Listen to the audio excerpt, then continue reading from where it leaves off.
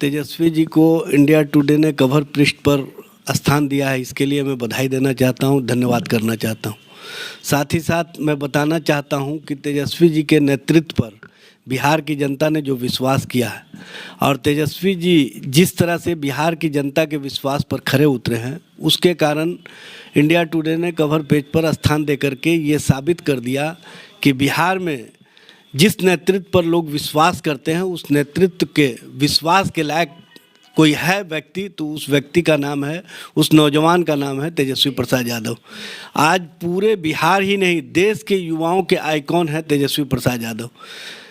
तेजस्वी जी ने जो 2020 में चुनाव के समय घोषणा किया था कि 10 लाख लोगों को हम डायरेक्ट प्रथम क्रम से नौकरी देने का काम करेंगे, उसके कारण लोगों का विश्वास इनके नेतृत्व पर बना है और उस विश्वास के कारण ही बिहार की जनता के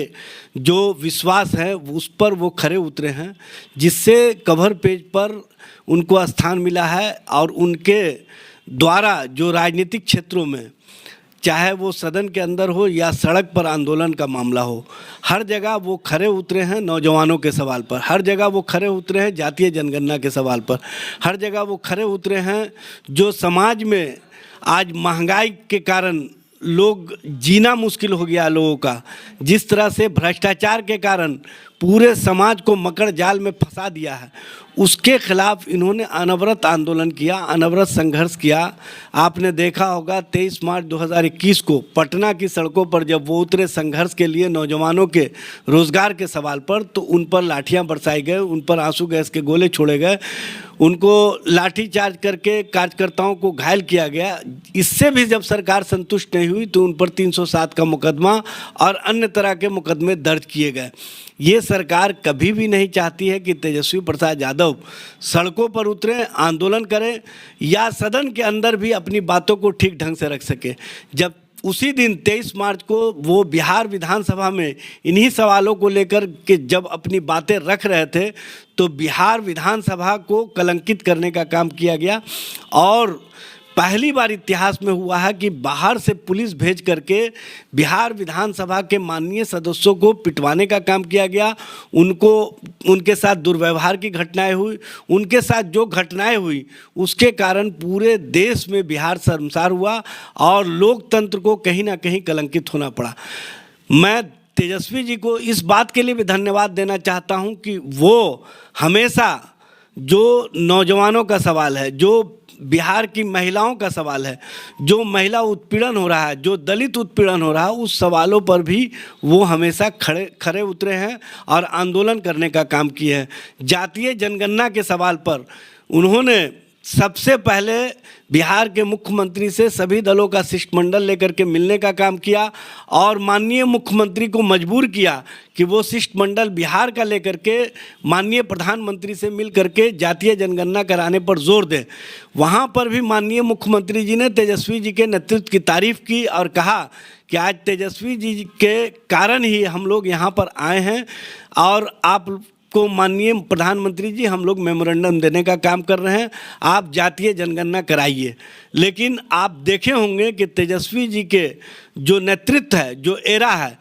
उसके कारण बिहार में जब भारत सरकार ने इनकार किया कि जातीय जनगणना नहीं हो सकता है, तो बिहार में नीतीश कुमार ने कहा कि मैं अपने स्तर से जातीय जनगणना कराऊंगा। उसके लिए भी शिष्टमंडल मिला। शिष्टमंडल को माननीय मुख्यमंत्री जी ने कहा कि जल्द ही यहाँ पर सर्वदलीय बैठक करके हम इसकी स्पष्ट रूप से घोषणा कर देंगे। लेकिन अब तक इस मामले में मुख्यमंत्री जी चुप्पी साधे हुए हैं। अब तो सुनने में आ रहा है कि भारत सरकार ही जनगणना कराने पर ही कहीं ना कहीं विचार कर रही है और चाह रही है कि 2031 में जातीय जो देश में जनगणना हो उसमें हर तरह के हर स्तर पर गणना कराने का काम करें। ये तेजस्वी जी के नेतृत्व का ही कमाल है, तेजस्वी जी के विश्वास का ही कमाल है। तेजस्वी जी जो कहते हैं उस पर खरे उतरने का काम करते हैं, जिस कारण आज उनको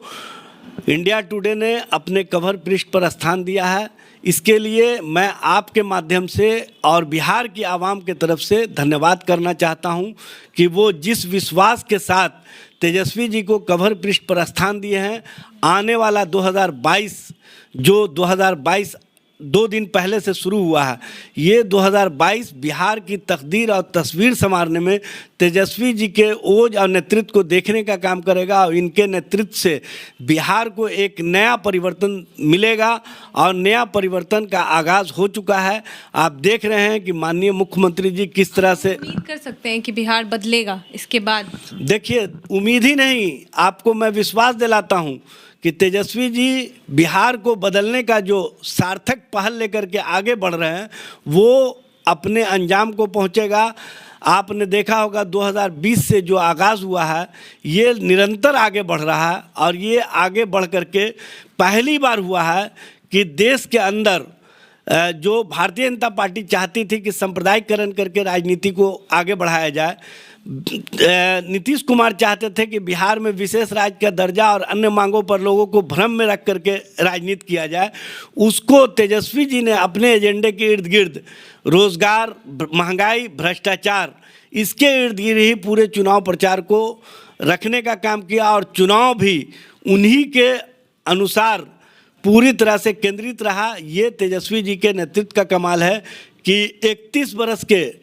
नौजवान को रोकने के लिए भारत के प्रधानमंत्री और बिहार के मुख्यमंत्री